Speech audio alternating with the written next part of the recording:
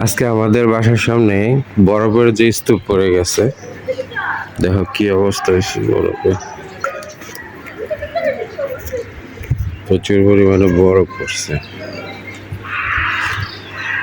এত বরফ, দেখো গাছে বরফ পড়ে আছে আর বরফ তো পড়তেই আছে মাটিতে। এই অবস্থা। ইরাকের কুর্দিস্তানের আজকে প্রচুর পরিমাণ বরফ পড়ছে। এখানে আমার নিজের বাসার সামনেই বরফের স্তূপ পড়ে গেছে। যারা যারা কুর্দিস্তান ইরাকে আছে তারাই হয়তো আজকে বরফটা দেখতে পাচ্ছে। এত বরফ আমার বিশ্বে আমি দেখি নাই যে এত বরফ পড়ে, কিন্তু এই বছরে হঠাৎ করে এত বরফটা পড়লো। দেখেন কি অবস্থা হয়েছে মাটিতে, দেখেন কি অবস্থা,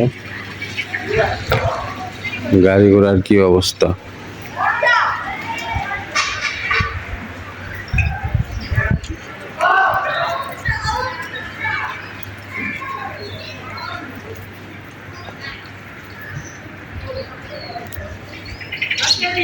হ্যালো,